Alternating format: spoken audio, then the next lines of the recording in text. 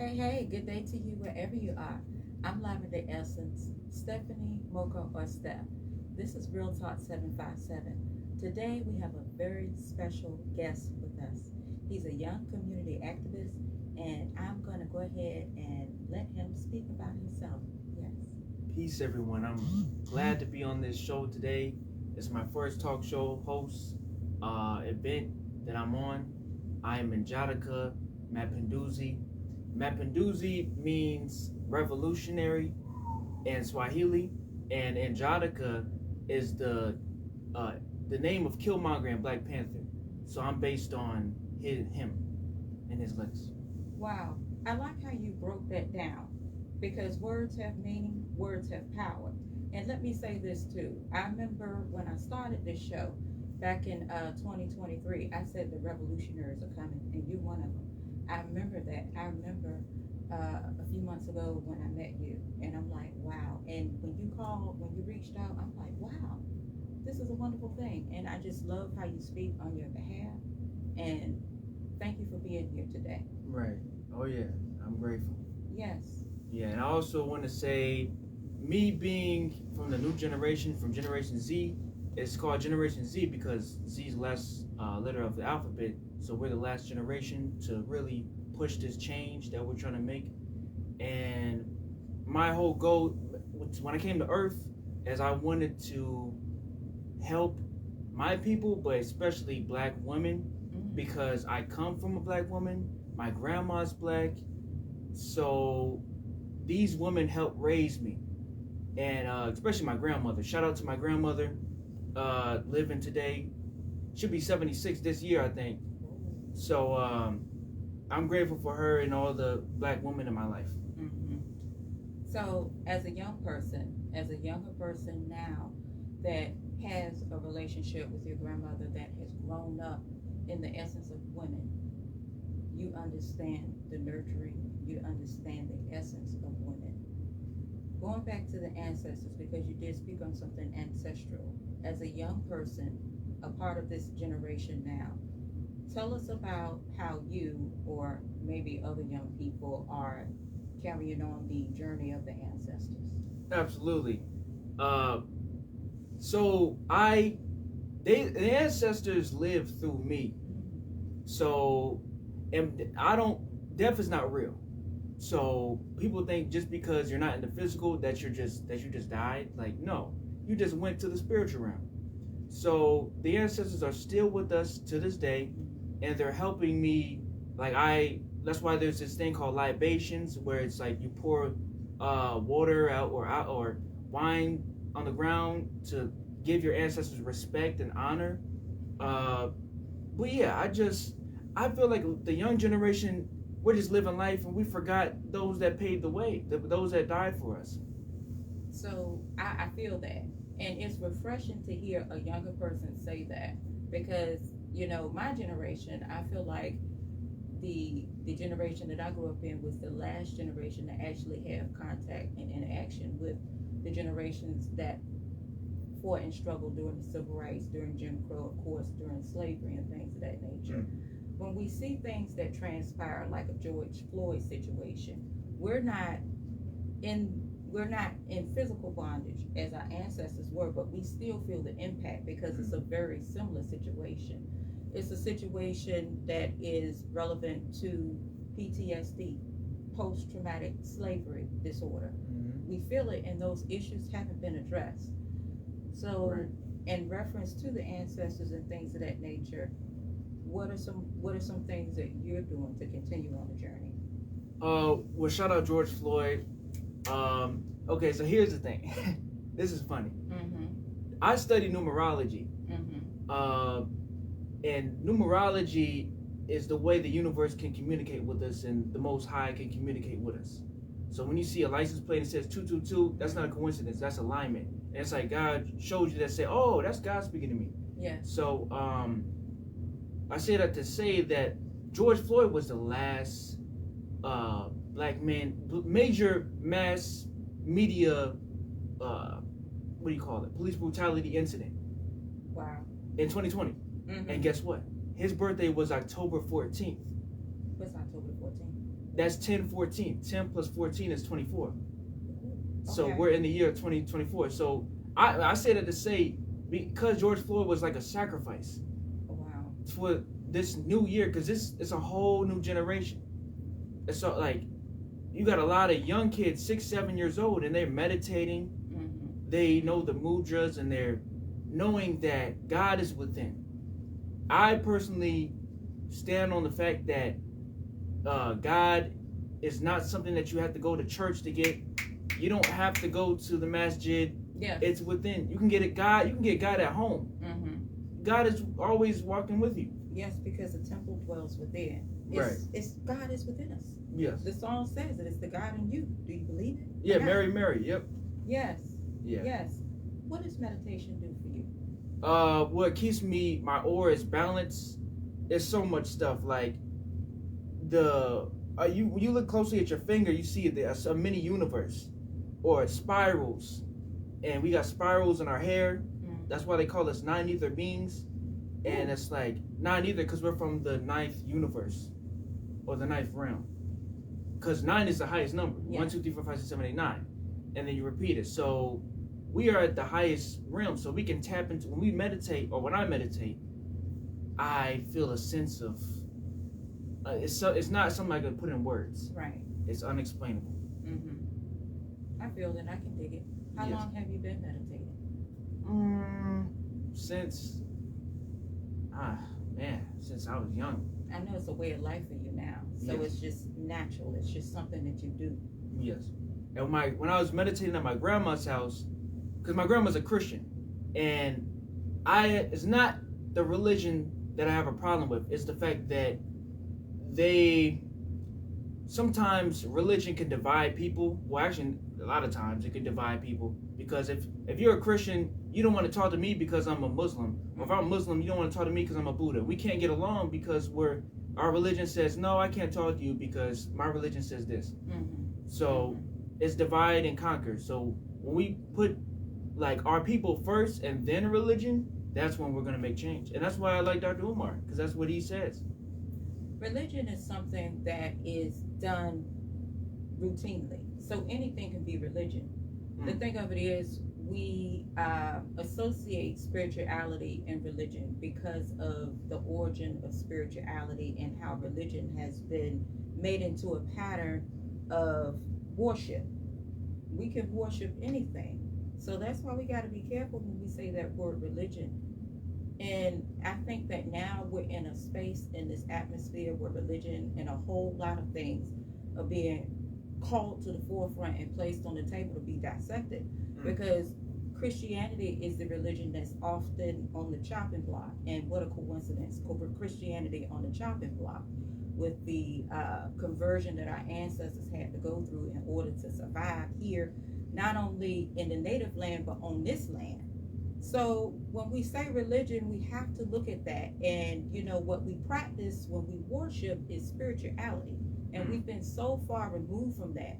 And this year, 2024, I hear that we're in the season of Aquarius, which is the what is it, truth?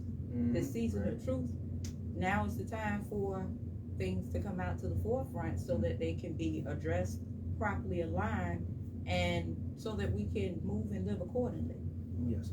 Yeah. And I watch my words carefully too, because I know it's a lot of different people from different religions, so I watch exactly what I say to make sure I don't offend anybody. But I do want to say, like I said, because religion divides us, I'm trying to see how. What was the last point that you made just then? I was speaking of religion. Oh yeah, you said Christian. Christian. Yeah. So this is gonna trigger some Christians, but Christianity is what our ancestors had to do to get by. Mm-hmm. That's not really there's no coincidence why there's a church on every corner, and not everyone's not in love with Jesus like that much. Mm-hmm. It's the fact that they just said, hey, take this Bible and learn it, or we're gonna kill you. Mm-hmm. And they went around saying, take this Bible or we're killing you. And that's really how Christianity got around, like all across the world. And here's what they say. They say color doesn't matter. That's what they always say. Mm-hmm. But if it didn't matter, then why is it white? Because they want you to look at that picture and worship it. Now, you shouldn't have any picture of Jesus. Ooh. And the Bible says you shouldn't have any picture. So, but it's not white. I know what you're saying. Color doesn't matter, but because he's white, and it's all around the world, that's mentally, subconsciously enslaving you. That's what we're trying to tell you, to the Christians. It's deeply subliminal. And going back to the subconsciously enslaving you, that's true. Because you're being indoctrinated to believe that light or white is better than melanated hue. When melanated hue contains so much dominance and so much energy. So that part right there is the misconception in the subliminal messaging and imagery. So that's deep. And when we go back to that goes back to the indoctrination of our people and the Virginia Hereditary Slave Act of 1662, which took place, and that's when all the black codes, black slave laws, and other things took place to continue to have black people in bondage in the servitude of slavery. So I like how we got into religion or Christianity or spiritual practices and things of that nature, because that's key in the way of life here on this land, because there's this thing of separation of church and state, but there's really no separation of church and state when you have to pray on the Bible when you're in court. That's bringing church into the state. Yeah, it's in the Bible. That's it right there. Right. Wow, wow. I don't even. I like something that you would like to discuss: Black independence, the power of Black independence, and I like how this conversation is leading there. What are your thoughts on the power of Black independence? So we can achieve Black independence very simply through just supporting each other. It's really that simple. Woo. And just I hear what people say. We can't blame the white man at living today. We can do this ourselves, is what I'm saying. Like, we shouldn't just say, oh, the white man's not. Yeah, he may be doing stuff, but we can still make this change. We can still, because it's just going to take some discipline. Just stop eating at McDonald's. And matter of fact, if you're eating at McDonald's in 2024, you might as well just stop, because that's not even. Well, that's a whole nother conversation. But it is. Yeah, just support Black businesses and support each other and buy land. Just land. Like, why are y'all buying things that's not land? And that's what it said. They said reparations. Money's not going to get us only but what to buy at their stores. That's just more. That's just giving them more business. We want land.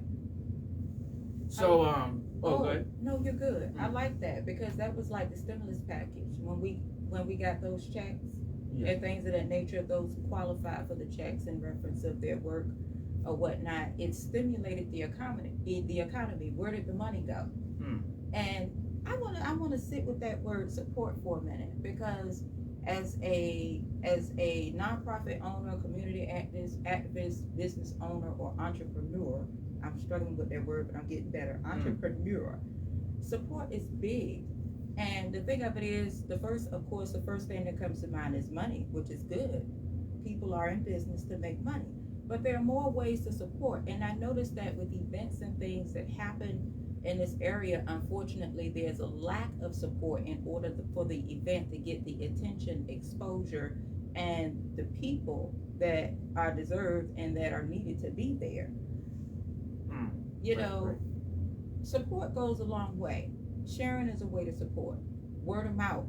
A lot of things are on social media now, so it doesn't take much to share an event or share and let somebody know what's going on, because you may not have a particular interest in a thing, but people who are interested in something that you see scrolling up and down your timeline. So why not share it?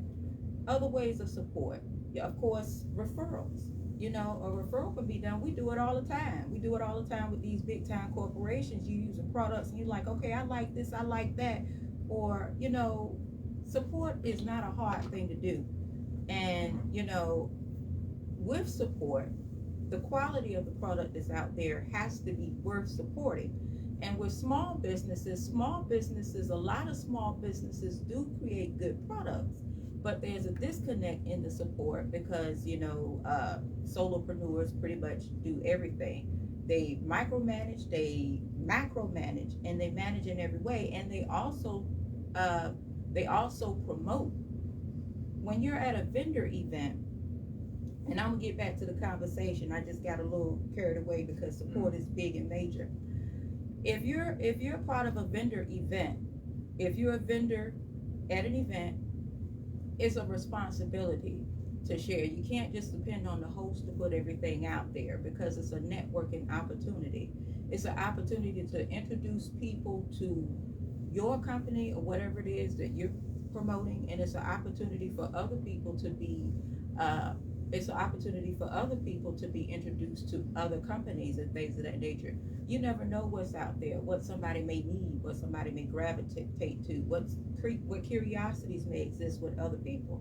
So support, support, support. That's where I'm at. You got anything more to say about support? No, that's it right there. I mean, just yeah, just supporting. Yeah, that's big. That's why we're both helping each other. I'm on her talk show, and she's also feeding knowledge into me. Mm-hmm. So it's mutualism, and it's science. Animals, mutualism, and science. Both animals benefit from each other. So yeah. Yes, indeed. And that's the thing about promotion. It's cross promotion. Just like this right here. He's got wonderful things that he's doing, and I'm excited and proud of him. And he's on this show talking about it. And wherever this show goes, it's going to reach the masses of people. And it's also going to introduce people to him. It's also going to introduce people to myself and the show. And it's not something that I have to ask him to do. It's not something that he has to ask me to do. We came together on the accord to do this. And so now it's happening, and it's an exchange. It's a mutual exchange of support. Yes. Right. Yes, indeed. Okay, so rekindling Black love and rekindling the Black family. What are your thoughts on that? Because I know you got some good. Oh yeah, I'm waiting on this. So, so like I said, we as Black melanated people or African people, we love each other deep within. Mm-hmm. So no matter, even if you're arguing with your wife or you don't like your husband, or deep down y'all love each other, and deep down we love each other as a people. Even when we fight and argue, nothing's ever going to be perfect, but that love is never going to fade away. You're always going to love your mother, even though you're going to love your people. So I say that to say that and the melanin connects us too, because we have melanin. We're one at the end of the day. I really feel like we're one, and that's why we can feel each other. When somebody's crying, you feel that, and when somebody's happy, you also feel that. So it's like we have deep connection with them. Mm-hmm. What is family, particularly the Black family, mean to you? The Black family is literally everything, because without it, we can't do anything financially. Because the Black family is the essence of who we are. Mm-hmm. And this is why the whole gay agenda, like, no offense to the gay people, but I don't see that benefiting Black people. Okay. Because if Black men, the more gay Black men or more lesbian Black women, you're breaking up the Black family. Don't y'all see that? Mm-hmm. And then y'all say, "Oh, why are you hating on the?" No, I'm not hating on the gays, but you're breaking up the family. It's supposed to be Black man, Black woman, mm-hmm. and then we say usually the Black men calling girls bees, and then the Black woman say, "Oh, I don't need a man." And you see the divide and conquer in that? Mm-hmm. We're supposed to come together. And that's how we make change. Yes. Yes, indeed. I like the fact that you went there, and I like how comfortable you are when you speak. Family is family, and it takes a male and a woman to create a family. And so with LGBTQ, the agenda is what it is, but when we speak on different people, we're not being respectful. We're not being disrespectful. But at the same time, we're putting something on the table, because that's what we do here at Real Talk 757. We have real conversations. So, with that being said, I want to go back to some of your ideas about land because we were talking about support and I just got off into that. But you did also mention land earlier. Yes, land is very important. I think it speaks for itself because it's land is the earth, and we are multi-dimensional beings. So this planet was given to us to rule with righteousness, because only we can rule with righteousness. And if you don't believe me, just look at the history. Mm-hmm. So all across history, we've never burned anybody alive or enslaved any. When they say black people enslaved, I don't. Even if you want to bring that argument up, it's not on the same level as what Correct. we've been through. We've been through one of a kind of pain. So we have to win. We have to win. There's no other way. And so land, that's a big part of how we. And here's when. Well, I don't know if I should get my technique away, but it is what it is. It's the age of Aquarius, so I'm letting everything out. So. Oh my goodness. Okay. My goal is to buy land. I'm gonna create Black Wall Street again. I'm bringing it back, and it's gonna be back better than ever. And I'm gonna buy land, and I'm gonna come with a group of people that are conscious and black, and we're gonna. Because you go alone, they're gonna say, if they deny you, that it's one-on-one. So you need a team of people to be like, hey, we know that I had the money for the land. I have the credentials for the land. So you can't deny me of it, because I know what they're gonna try to not. If I go buy some land, they know what I'm gonna do with it. They know I'm gonna help my people, so they're not gonna want to give it to me. But they have no choice. They have no choice because you can't deny somebody of land. Mm-hmm. So, and that's what Bill Gates. He's buying up all the land. Yes, he is. So, Bill Gates is doing some things out here. Yeah. He's doing some more things out here. Yeah. Wow. Land, family, success. I saw a meme or a flyer or a poster on social media some time ago, and it was like, when you see a young black man who's tall, don't tell him he's going to be a good athlete. Tell him he's going to be a doctor, a lawyer, or something else, prestigious and professional. What are your ideas on positive black male role models who are not rappers or rappers or athletes? Yes, I think that. Actually, I know that we've been athletes for too long. We've been rappers for too long. We gotta start breaking out that barrier. It's a box. Yes. Box that they put you in.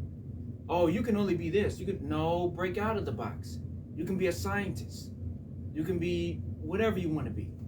So don't think that. And that's why I like Dr. Once again, I always bring up Dr. Umar, because he's not a rapper, but guess what? He has the influence of a rapper. Wow. He has the followers on Instagram. You would think, and he even said himself, people think that he's an athlete because of the followers that he has. But he just has the influence on our people doing something that's positive and not something that we've already seen. Mm-hmm. Influence, that's a strong word. Now let me tell you this. When you step out there, whether you want to be a role model or not, you are of influence. And you have a lot of people who are, in the professional realm, in the spotlight, and they're like, okay, this is what I enjoy doing. I shouldn't have to be responsible for something that, or a way that someone may react to something that I say or do, because this is my hobby, this is my passion. I get paid to do this. And what you do, how do you feel? I'm trying to figure out how to ask the question. Okay. Influencer, role model, what you do. What type of weight or value do you put on that? Are you saying, how do I rephrase that again? Okay, with what you do, because you're a leader. Yes. And I see where you're going. Mm-hmm. And being that you are, I wouldn't necessarily say in the spotlight right now, but you're paving your path. Yes. And as an influence, as a leader, or as someone that people may consider to be a role model, how do you feel about that? I feel good about it, because it's like, if you can change somebody's life, especially, when it comes to they get thoughts of suicide and thoughts of because I had those thoughts too. So it's like I was you.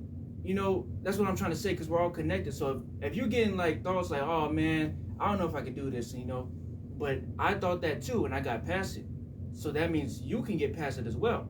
So especially the young generation, I'm definitely here for the new Generation Alpha, because they're going to be some really game changers. Like, matter of fact, I don't even think they're going to work a job. I really we're not even going to have any jobs anyway. It's all going to crumble, because it's so many factors. The evil system is crumbling. As you know, the world is ran by people that are not good. So whenever, and then also it's based off a dollar. Oh. And y'all know the dollar has no value. Oh. Zero value. It's not gold, it's not diamonds, it's not crystals. Goodness. So when you base a system off fake monetary value, then it's bound to crumble. So it's only a matter. That's why people are working. I feel like, me personally, I'm grateful. If y'all know Nat Turnerland, shout out Nat Turnerland. Yes. Sister Khalifa and Brother Khalifa. Yes. I actually work for them. So I'm grateful to work for my own people. Yes. Because that's my purpose. I feel like that's my purpose. I'm not sitting here to work for the system. I can't. How am I going to work for the system when I'm going against it? Ooh. Wow. You know what? Let us know what you got going on. What are some things that you have coming up? What are you doing? Tell us something. So for the community, I'm putting together the Melanin Festival. And here's why I named it the Melanin Festival. Because some of our people don't want to be called African. They want to be called, they say indigenous. We got so many names. You know that. So melanin, anybody can say, yeah, I'm melanated. So, because that's clear as day. So Melanin Festival is going to be a community gathering of African culture. It's going to be peace and oneness, and we're going to do a mass meditation, because meditation is very important, and I had to realize just how important it is. So we're going to come together, meditate to raise the frequency, and that's the whole point. And so that's June 7th, 9 to 5, or maybe till the park closes. They close at 6. So where is it? What park? Downtown Jefferson, King Lincoln Park. And that's in what city? Newport News. And I'm from Newport News too. That's why I did it. I wanted to be in my city. We got another Virginia native right here, straight out of Newport News. That's what's up. Yes. Anything more you'd like to say? I just want to say stay tuned, because I'm from the new generation. I'm gonna show y'all how hard the new generation is going to make this change. Y'all gonna see, like, and some people actually compare me to a young Dr. Umar, and I feel like Dr. Umar, he's on a high level. He's at a high status, and he put the work in, like, because Umar had to start where I'm starting now, where just a few people know your name, and now 100 people know your name, and now you're growing, and now you're this person that's in the spotlight. Now, how can the viewers and listening audience get in touch with you? What type of social media or what type of information would you like for them to have to be able to reach you? Yes, I'm on Instagram, King and Jadaka. That's King _ 2 underscores in Jadaka, Njadaka. And also, I'm changing my name too, because I'm so y'all think I'm playing. I'm serious about this revolution stuff. Like, I'm changing my name, because I have my Purnell is my last name, but that I don't want that's the name of my slave master. So it's like, how am I gonna walk around? That's why Malcolm X. Yo, Malcolm, I was about to say that. Yes. Go ahead. That's Malcolm can't be a leader if he don't got a slave master name. That's why he called him Malcolm X. So I'm gonna do the same thing. That's why I changed it to Mapinduzi, and I wanted an African name, because I feel so connected with Africa. If anybody says Africa is not the motherland, that's just not true. Everything originates from, the oldest civilizations, pyramids. I know we have pyramids here, and I know we were in America. I know that, but I'm saying we come from Africa is the original, is what I'm saying. Yes, I call it the native land, because it is the home of civilization, humanitarianism. It's the birthplace of life. Right. Yes, it is. Wow, this has been a wonderful conversation, and I'm glad that you came today. You're welcome to come back whenever. Yes. and we're about to wrap up because we can go on for more than 30 to 45 minutes, Right. but we're going to stop it right here. This is Real Talk 757. Thank you for watching, and definitely we're going to be back soon. We out. All right, peace. Thank you. That was good. Yes, it was. How long was that?